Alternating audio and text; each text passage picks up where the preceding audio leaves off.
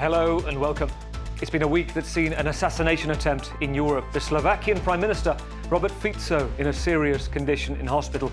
We look at hate speech, division and disinformation in the country many Slovaks say is more polarised than ever.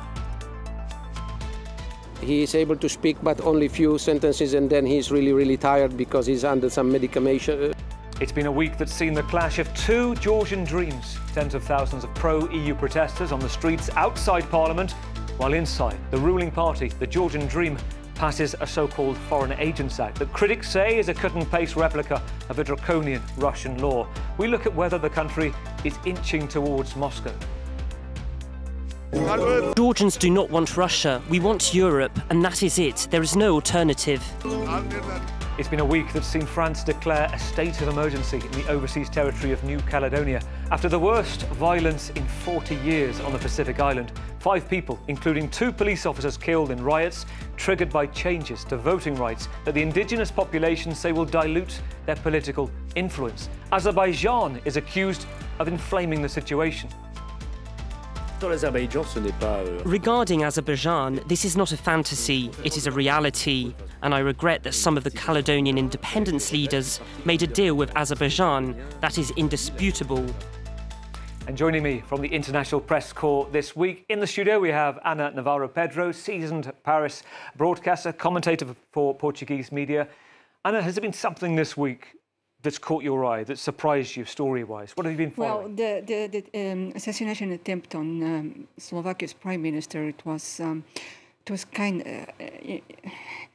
a big bang because, of course, so many people, including me, thought of 1914 and the assassination of in Sarajevo of Austrian Archduke. Yes.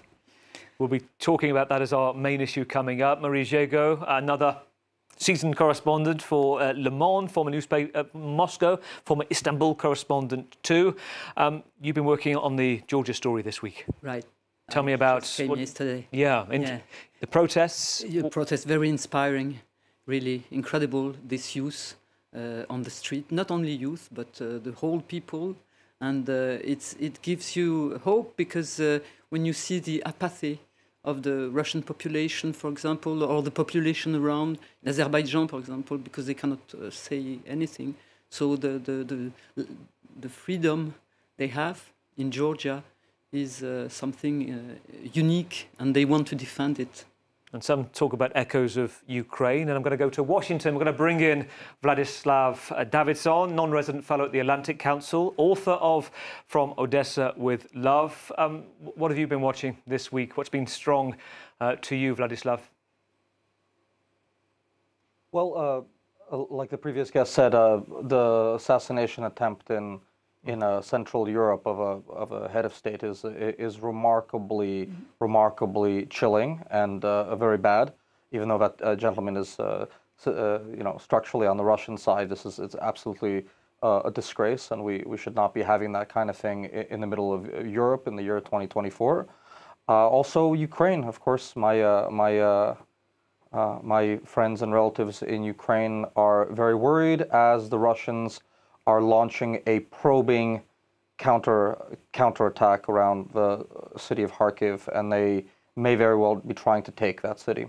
I'm going to look at the consequences and the implications of Kharkiv, whether it is a significant beginning moment or it is a small setback for Ukraine. Good to have you with us. We're going to also go to Bratislava, and we're going to bring in Sonia Vesova, the head of World News for radio for the Slovak public broadcaster RTVS. Sonia, at a time with the other guests, clearly, the world attention right now on your country and the Prime Minister Robert Fico, hate speech, division. We're going to talk about tonight. Have you an update? Do we know the health of the Prime Minister today?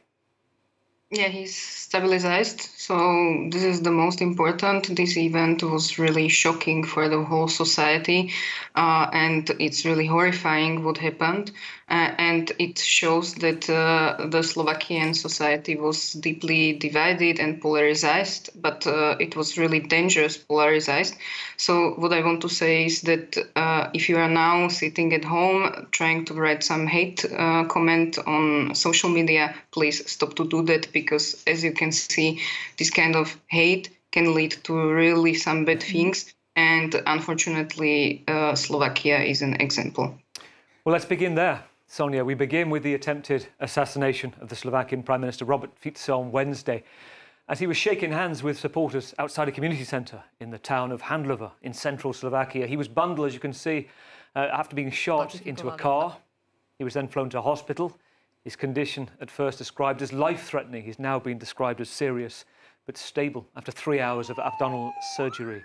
The current president and ally of Slovak leader Peter Pellegrini visited him in hospital on Thursday. He is able to speak, but only few sentences, and then he's really, really tired because he's under some medication, So, of course, it is very difficult for him. The situation is very critical, and we have to give him a lot of energy and think and be positive. Peter Pellegrini, the incoming president. Now, some Slovak media has named the arrested suspect. A leaked video on social media reportedly showing the suspect admitting to carrying out the attack, saying it was politically motivated, related to one of Mr. Fico's recent policies, the abolition and replacement of the country's public broadcaster. The government hasn't commented on this. And in an increasingly polarised Slovakian society, there's been a notable rise in threats to journalists, to politicians. And let's bring in Sonia Vaisova again, head of World News Desk, as I say, at the public broadcaster. And Sonia, in a sense, you're at the front line in some of this. This allegation, this suggestion that within this leaked letter, suggesting he was trying to potentially protect the public broadcaster. But just give us the background of your understanding, of what's happened to your station and how we've got to this point at the moment.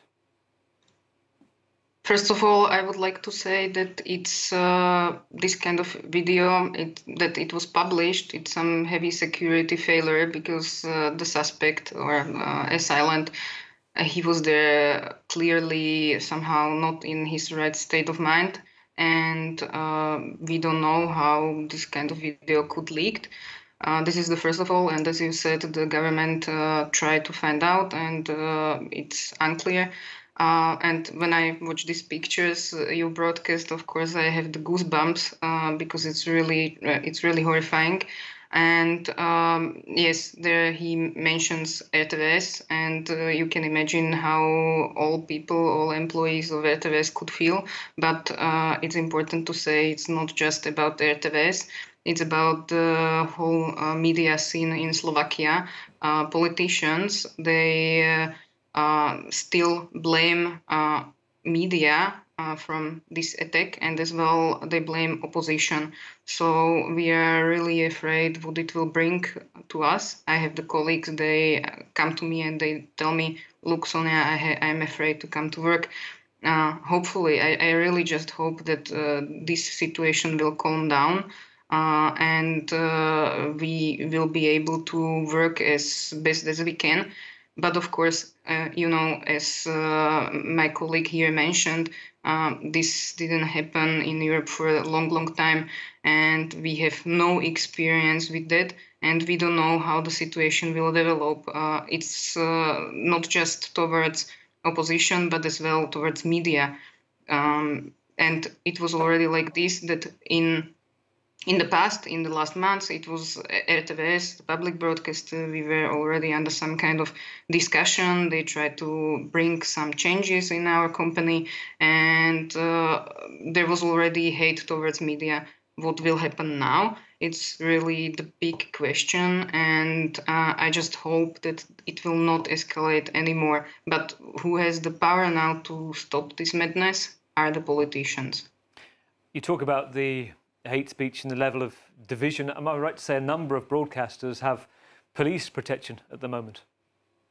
Yes, I have these informations. Our company is not under, or I don't know about this, but we took some security measures. So it's really some kind of heavy situation for everyone. But really, it's not just about media, it's about the politicians as well. They got some, I think, threats online, and it was not just from opposition, but as well from the coalition. So it's really some kind of really horrifying situation. Let me bring Anna in as well, Sonia. Anna, you've been based in Europe for a long time. You'll know the many lives, the political survivor that Robert Fico is, I think, 4 times in office now, since back in the early 2000s. You know, his party talk about how he embraced the European Union, NATO. They talk of good things they did, but this is, clearly a heinous crime. But this, as a politician, critics have called Mr. Fico a divisive politician in the past, who's, some would argue, actually turned to the more extremes, the COVID deniers, those on YouTube. And as Sonia referred to a second ago, there's been certainly a sense of polarization in Slovakia that some say hasn't been there for many years. Yes, but maybe Sonia was telling this is a new situation for her country, is a new situation for any country in Europe, and we should all be at loss on how to deal with it, of course. But let's just start with one thing, maybe trying to get the more, not political, but judicial, neutral judicial information about this assassination attempt. We already believe we know who did it, or the name has been leaked, but it has been said it's a lone wolf. Well, let me tell you, any intelligence officer will tell you there is no such thing as a lone wolf. How come a poet of 71 years old could have a gun? Sonia just told us that he was probably not in his right mind. So let's see what happened there. Have a really judicial and very quick investigation. Maybe. I know that in my country it would be the path to calm down the situation. Next, we've seen also former President of Republic and current President of Republic together calling for some talks in the presidential palace and to calm down the declarations of a politicians, which are very, very hot on both sides of the political spectrum. But how did we get... Because, Anna, just to make a point on that, the government are saying this is down to the hate speech of the opposition. Quote, they have blood on their hands. Yes, someone told that. I mean, it's time, as Sonia said, to have everybody to take responsibilities and calm down their speech. That's what any country in Europe would want to do right now. And who has interest in actually pouring some fuel into those flames? That's another question for later on. Vladislav, listening to that, what do you make of the situation in Slovakia, the climate of hate speech, disinformation Sonia describes, and just whether some say there are echoes of disinformation campaigns we're seeing elsewhere in the world right now? So poets, the unacknowledged legislators of the world, are dangerous enough even without guns. And I don't believe that poets should have guns. Well, at least outside of the Ukrainian army. I'm joking, but it's absolutely a terribly predictable outcome of years of polarized discourse from certain sectors of the government in that country. Using the word prostitutes, as certain people in that government had in the last years. Obviously, this is not going to have good effects on the society. Both people in our profession and in politics have responsibilities towards leadership and getting people to calm down. That said, on a macro level, this is part of a broader set of very deep structural issues in Eastern Europe, especially in Central Europe. You do have a crisis of meaning with Western journalism and disinformation discourse everywhere, but especially in Eastern Europe, Central Europe, Poland, Hungary, Slovakia. There's a particular situation there which is in some ways worse than that situation is in Western Europe or Canada or America. And it's in some ways a regional problem. I never liked the term disinformation. We used to just call it propaganda when I was in school. Disinformation is always a loaded term, and the newfangled war and crusade against misinformation and so-called disinformation often leads into solipsistic arguments all around. So I just wish there were there was standards in the institutions and popular belief in the institutions. Marie, when you look at the events of this week, are there echoes, are there comparisons we can make? And one thing that springs to mind is perhaps the attempted killing or the stabbing of Jair Bolsonaro in Brazil. And I wonder, when you look at events there and how polarised the situation perhaps still is to some degree in Brazil, where you potentially think the next steps could be in Slovakia? I don't know really, and I'm not very informed about Brazil, excuse me. But the fact is that what I notice is that in such post-Soviet society, and Mr. Fico is really an example of this, a populist post-Soviet political figure, very controversial, and that the main thing that such an assassination, such a tragic event could lead not to, like Anna said, to some judicial issue, but we are afraid that they could, the power in place could take this pretext to have a kind of a purge of medias, because it's amazing that 2 months ago, I think, Mr. Fico on his Facebook account said that the protests and the tensions that are rising now in the society, in Slovakia society, they are the fact of the media. They are the responsibility of the media. So this kind of thinking, post-Soviet thinking, is that always it will be that the medias are responsible for the hateful speech, for the murders, and he said 2 months ago on his Facebook account again that such rising tensions could lead to assassination, politician assassination. Wow. So you see.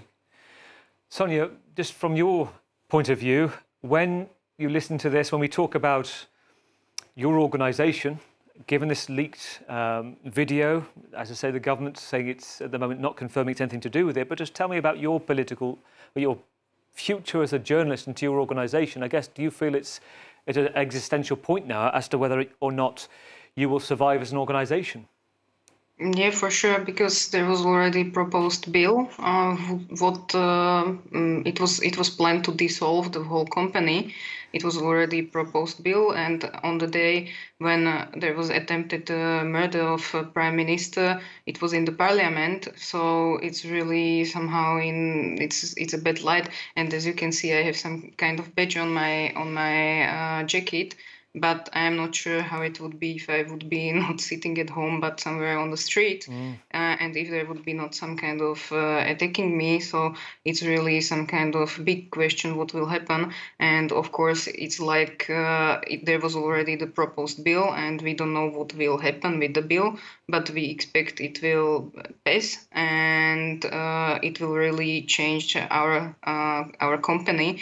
And the bill proposes not just to dissolve the company, but as well to creating some new board. But this is not the only thing. They already said, or they not said it clearly. We criticized the law because we think that it's intentionally made. Yeah. They wanted to take the control already above public media in Slovakia, and now. With this situation, I don't think that there will be there is not a way back, and there will be just more consequences out of this for media and for the opposition as well. The politicians, they already speak about that they will bring the new laws, the media laws. So it's really some complicated situation for us, and as I would like to say, my colleagues, they mentioned the countries in the Central Europe, but this kind of attacking of the journalists we could see all over the European Union and as well far beyond. And it's like the politicians, they try to undermine the traditional media, and they just don't want journalists to ask. They want just to spread the information on social media where they have no opposition, or this is some kind of specific in Slovakia as well. that they like to see themselves in some kind of disinformation media. They give them credit and they have the really zero opposition. Sonia, thank you so much for staying with us, because I know before we went to air, we spoke earlier in the week, and there is a real climate of fear and for your own safety of the journalists as well. And you talked about the attacks on journalists elsewhere. Certainly that's been the case of claims of journalists, professors, some of the protesters in Tbilisi on Tuesday after a month of protests there. Some of the biggest the country has ever seen. Nighttime showdown Tuesday outside Parliament. Riot police using tear gas, pepper spray, fists to hold back demonstrators whose dream is EU membership. 85% of the population of the former Soviet state want to join, according to recent polls. Inside Parliament, the other Georgian dream, that's the name of the ruling party, took 1 minute, 7 seconds to vote through a so-called foreign agents law, seen as an identikit bill to one President Putin has used for 12 years in Russia to cut out dissenting voices in the media and civic institutions. Well, only 5 months ago, Georgia was granted EU candidate status by Brussels, but critics say Georgia is heading into Russia's orbit. Georgians do not want Russia. We want Europe, and that is it. There is no alternative. We all here are fighting for the future of Georgia. We're defending our country. Well, the ruling party says the legislation is about funding transparency. They claim it is not about being, quote, Russia's slave, in the words of the protest chants. Here's the Prime Minister. If we agree to non-argumentative and false external directives, we will end up pressured in the future not to pass the Family Values Act, the same-sex legalization, the legalization of drugs and of uncontrolled immigration, which are actively gaining a foothold in various countries. So let's start with you, Marie. The talk from much of the population is to stay and get closer to EU membership. But this is a question of geopolitics, and difficult geopolitics too right now, isn't it? It is, and you know, there is also, of course, it's giving a lot of hope, because Georgians have a good appetite for Europe, so it's very positive. But from another point of view, they also, the street fight is lost, because the law, as you said, was voted. So what are they going to do now? They say, the NGO, they say that they will not obey the law, but they will have high penalties, financial ones. And so how are they going to survive? I don't know. And I'm not sure that they will have the strength to go on with this street fight like the Maidan, you see, because, for example, during the Maidan, you could see that... so Maidan, Ukraine, in Ukraine, in Kiev, all yes, these protests right. towards the EU, yes. And it was the president at the time that inched closer to Russia and broke off the whole agreement. Exactly. But what we could see during Maidan was that the whole country was here on Maidan. There were people coming from Vinnytsia, from Sumy, from everywhere. So in Georgia, it's not exactly like this. And we have the feeling that, of course, the protest is huge, but it is they are the elites, they are the young students, the people who are sharp-minded, but the people who are working in the fields, or the people who are working for the state, who were brought by buses some days before the street protest begin, were brought by buses like Putin does. There are people, they get their salaries from the state, so they have to come. And they came to support the Georgian dream. But in fact, of course, this movement, the street movement, is very, very strong. But the youngsters that are at the head of the movement, they don't want a leader. It's a little bit like the Gilets jaunes. They don't want a leader. They don't want to be instrumentalized by the political parties. So what Does that will hold be them the back, perhaps? Not wanting a leader, being more sporadic, a general group. Yes. Does that hold them back potentially with having a single voice? I'm afraid that, yes, I'm afraid that they will not have the strength to go on and to ask for something politically. It's good to go out in the street and to say we want Europe, we don't want Russia. And indeed, the youngs young people in Georgia are very, very against Russia because of the Ukrainian war, of course, but also because Russia had a war, invaded Georgia in 2008, and 20% of the Georgian territory is occupied de facto by Russia, who was a military base. So the young people, they don't want to hear about Russia. So maybe it was also a bad step from the Georgian Dream, the party in power. Maybe they will pay the price, because we will have elections in October. But from another point of view, if the law is implemented, it will be very difficult to have, for example, a good monitoring of the elections, because NGOs that are busy with it, maybe it will not be possible for them to do it. And when you listen to what Maria is saying, about 20% of the occupied territory, we've got echoes of Ukraine, as just mentioned there. I listened to a deputy, one of the senior politicians with Georgia Dream, saying you have to look at our geography. Exactly. We are between a rock and a hard place. There's a kind of concession that we can't keep heading this way without some concession to Russia, given the environment right now in Ukraine. That's geopolitics, and that's realpolitik.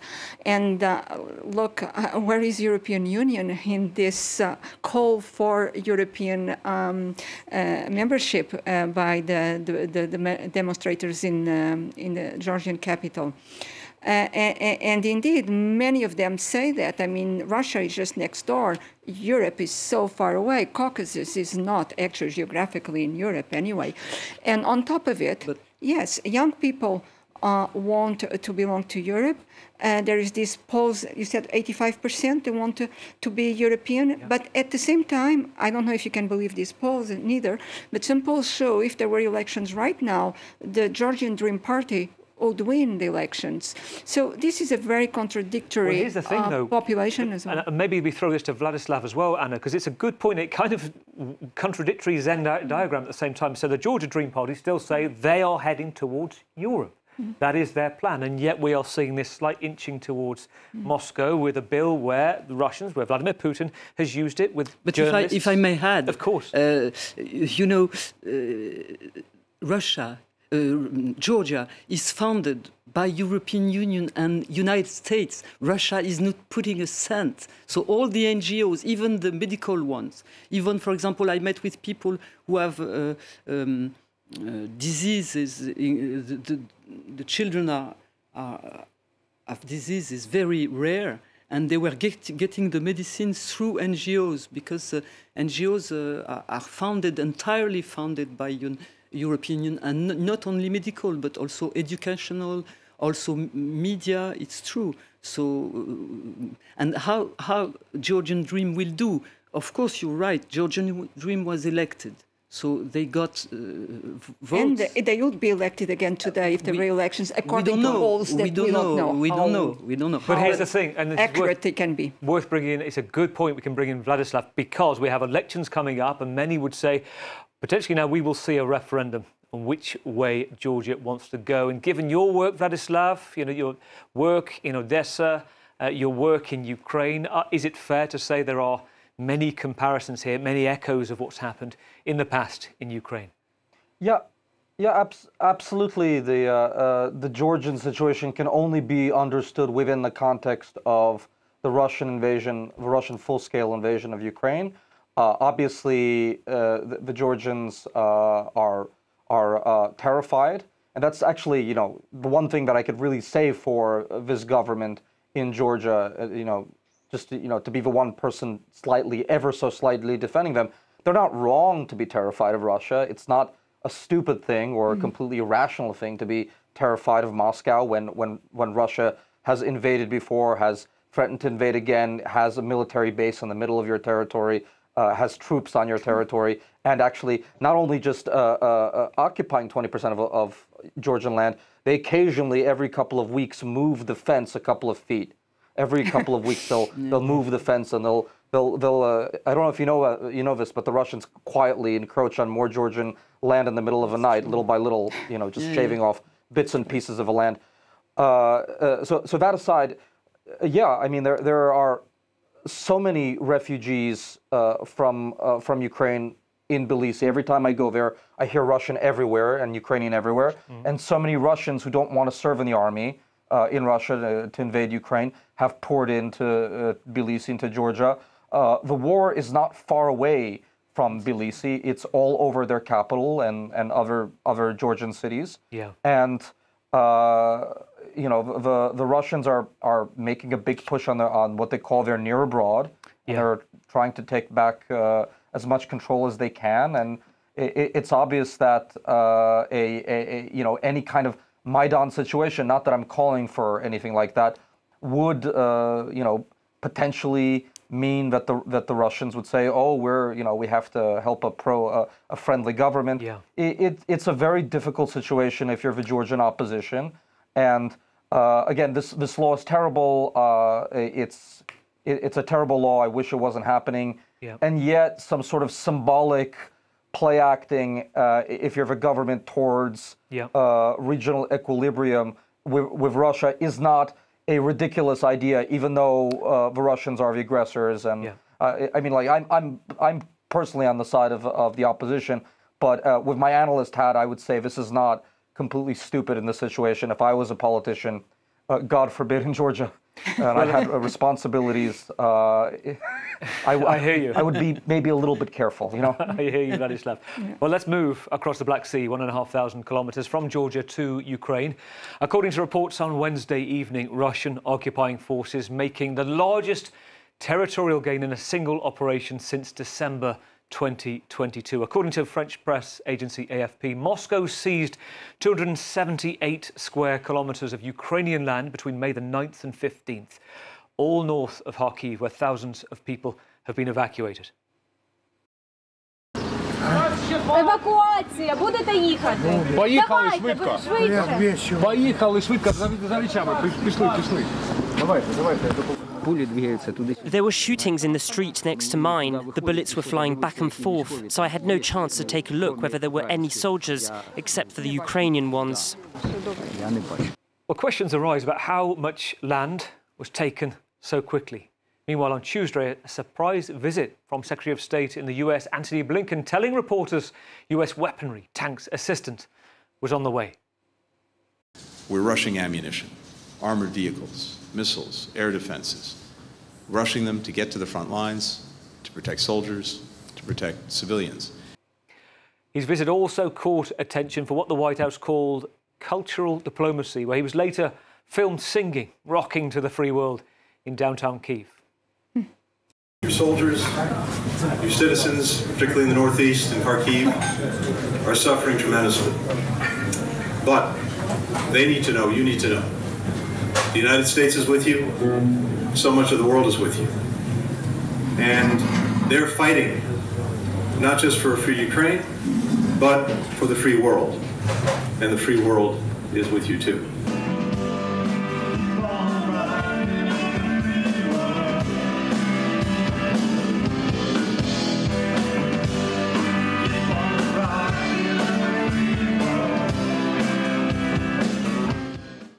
I want to get onto the gains from Russia in a moment, but I want to start with you, Anna. There's been a lot of criticism within Ukraine about whether he should have done that and whether that was the right kind of cultural diplomacy. Are we getting into a medal over nothing there? What are your thoughts? Well, it probably takes attention away from the fact that weapons and the aid promised won't get there before 2 months, that they know it very well in the United States, that there are these are some criticisms in the United States that are a bit hush-hush because people don't like to hear them, but maybe we should pay attention to them when they say that sometimes there is an interest in keeping this horrendous war going on because we'll take some pressure from help from Russia in the future towards China.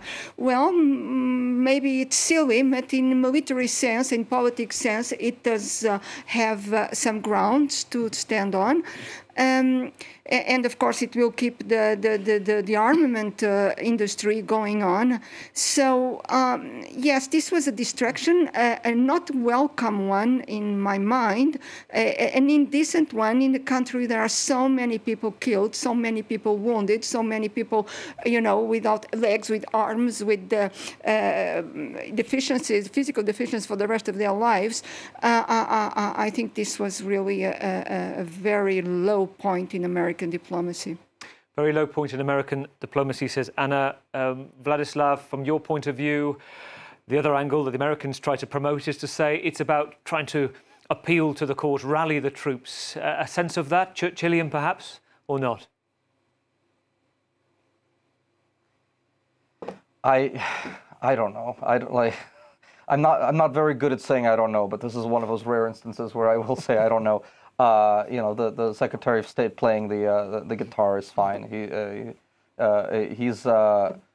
He cares about the conflict very deeply. His own family roots are from Kiev. He's very deeply into this. If it takes watching Monsieur Blinken play the guitar in the middle of Kiev in order to get the Ukrainians the weapons and the support they need, then that's what it takes. But the situation's really bad. I mean, the Russians are making big gains, and they have every incentive before the new weapons and new weapon systems and the new ammunition arrives to try to maximize gains. So you have this window when the aid package has been passed, and where the logistics of delivering it, which is actually kind of complicated, it turns out, and not as quick as we would like it to be, allows for the Russians to try to get as much territory as possible before the Ukrainians get the assistance that they need. So perversely, you have a situation where the Russians should logically speaking, on their terms, try to take as much territory and blow as much stuff up as possible. The Ukrainians retaliated last night with a major attack on a Russian port in Crimea, where the majority of the Russian Black Sea fleet that has not been sunk, that is still stationed. I've written a lot about the destruction of the Black Sea fleet for Foreign Policy magazine. A third of the Black Sea fleet of the Russian fleet has been sunk, and since the Turks do not allow new battleships, anybody's, Americans, Russians, anybody, in through the straits, the number of battleships that the Russians have is actually limited. So nothing can get in or out of the Black Sea until the war is over and Ankara opens up the straits, right? So, the retaliation against the Russian Black Sea fleet in Crimea is a very powerful response to what the Russians are doing north of Kharkiv. I just mentioned very briefly to you, as well, Marie, just Vladimir Putin saying today that his intention is not to go to Kharkiv just yet. Buffer zone. Do you believe that? No. Who can believe Putin? He said to Macron, he said that I'm not going to invade Ukraine, but he did. So. Well, let's talk about Emmanuel Macron. Let's take issue and stock of what's going on here in France and to the French overseas territory of New Caledonia, the islands that lie more than 1,000 kilometres east of Australia in the South Pacific. Some of the worst violence seen in 4 decades there. There have been 3 nights of clashes, cars, businesses burnt, the skies of the capital, Nouméa, filled with smoke. 5 people killed, 2 of them police officers. State of emergency declared on Thursday. French troops sent in to regain control. The situation there remains very tense, with looting, riots, arson and assaults, which are obviously unbearable and unspeakable. For context, there's been long simmering tension between the indigenous Kanak population and French settlers over the decades-long voting rights issue. This goes back to 1998. Before, in fact, there was a treaty signed in 1998 between the French government and the Kanak. Les événements were ensured. The events, basically the événement is the troubles, the times there were violence over independence movement. But this treaty ensured Kanak traditions and froze the electoral list. It meant people who were coming into New Caledonia couldn't have voting rights from 98 onwards. Well, that treaty expired on Tuesday. The French government this week approved changes to the voting rules. For the Kanak, it's another measure they see as the slow eclipse of their political voice and traditions. And the French government believes Azerbaijan is inflaming the situation. Regarding Azerbaijan, this is not a fantasy, it is a reality. It is a dictatorship that massacres a number of Armenians, and I regret that some of the Caledonian independence leaders made a deal with Azerbaijan that is indisputable, and it gives an idea of what democracy would look like if we listened to certain leaders. But today, even if there are attempts at interference, no country is resorting to violence in New Caledonia. France is sovereign at home, and that's a relief. La France est souveraine chez elle, et c'est tant mieux. Let me begin with you, Anna. This is quite a complicated situation, but ultimately boils down to the Kanak people believing that their rights, their cultural life is slowly being ebbed away. Yes, and it has been bowing down to that for a long time, but the situation apparently has evolved a bit from that point, because now Minister was talking about the influence of Azerbaijan, foreign influence. Azerbaijan apparently, yes, has some doings with some Kanak movement who has offspring from the former Liberation Front, National Liberation Front of New Caledonia. And those are very young people, could call them young Turks. They don't have a very high political profile, a very high political education. They are easily manipulated, and apparently it's with them that has been some interference from Azerbaijan, but who is behind Azerbaijan? From Australia, from China. Remember that this land is the second largest reserve of nickel in the world, which is used for so many technologies, for steel or for electric batteries. Yeah. And remember also that the situation now is they are armed, and the situation now is also the French government has ignored the tensions going up in the last month. You've had these young Turks going around in Numea, the capital, saying that, in loudspeakers saying, we are going to take your houses, we are going to send you away. And this is, some people who are living in Numea say this is like Lebanon now here. So the situation has really also derived to this point because of incompetence in government in Paris. Let me also bring in Sonia at this point in Bratislava. I mean, tell me about the reporting, the work that you've done. Are you looking at this situation, what they call the Azerbaijan connection, the disinformation campaign? I think the government actually invited last year members of the independence movement to Baku to actually have a meeting and work out a way forward. Sorry, I now didn't hear you that good. But I was saying, is this something your network has been reported on, Sonia, today? This potential Azerbaijan influence. Tell me. Yeah, this is somehow interesting for us that there is some kind of Azerbaijan influence. We usually don't cover the Pacific topics, and this kind of topic is interesting for us as well. But I would like to shortly just get back to Georgia and this law, because here in Slovakia we are we have to now care about different things, but there is the proposal of the law saying exactly the same thing, that there will be the NGOs, they could be called as foreign agents as well. But actually this week there was some kind of pressure from European Union, and they somehow now are saying, the politicians now are saying that we will probably not use this. So yeah. I just want to say how important it is for Slovakia to be a part of the European Union. Sonia, thank you so much for being with us. 45 minutes flies, especially with these issues. Sonia, thank you. In Bratislava, Washington, Vladislav Davidson. Also, we have in the studio both Anna Navarro-Pedro and also Marie Jago. Thank you. Join us in 7 days. We'll be back for The World next week.